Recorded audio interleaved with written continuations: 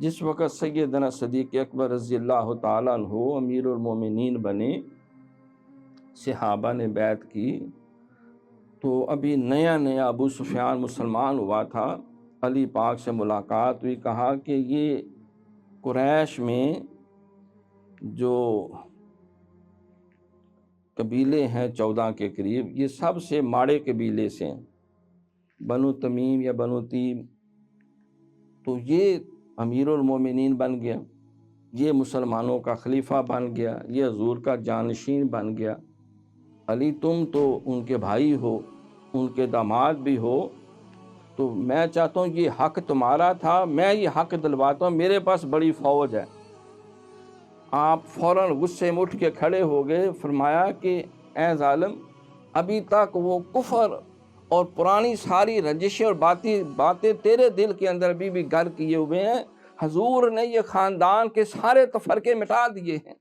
کسی عربی کو اجمی پر، کسی اجمی کو عربی پہ کوئی فضیلت نہیں، کسی گورے کو کالے پہ، کسی کالے کو گورے پہ، سرکار نے یہ خاندانی سارے تعصبات کو ملیا میٹ کر دیا ہے۔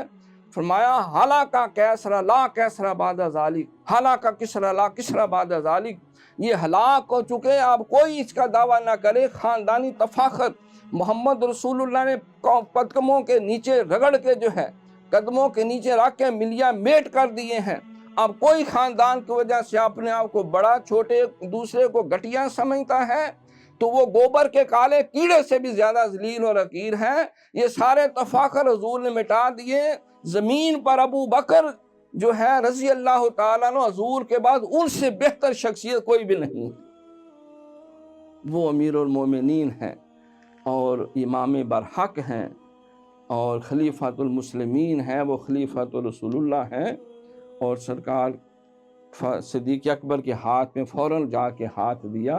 اور آپ سے بیعت کی، کہا کہ تو ابھی تک وہ اسلام کی پرانی رنجشوں دشمنیوں کو لے کے بیٹھا ہوا ہے، سارے حضور کے صحابہ میں ابو بکر سے بہتر کوئی انسان نہیں، جنہوں نے حضور کی موجودگی میں 17 نمازیں جو ہیں آپ نے، سرکار نے بھی آپ کے ساتھ پڑھی، کچھ نمازیں جو ہیں تو آپ نے، حضور نے اپنا مسئلہ ان کو پیش کیا اور امیر حج بنا کے بھیجا۔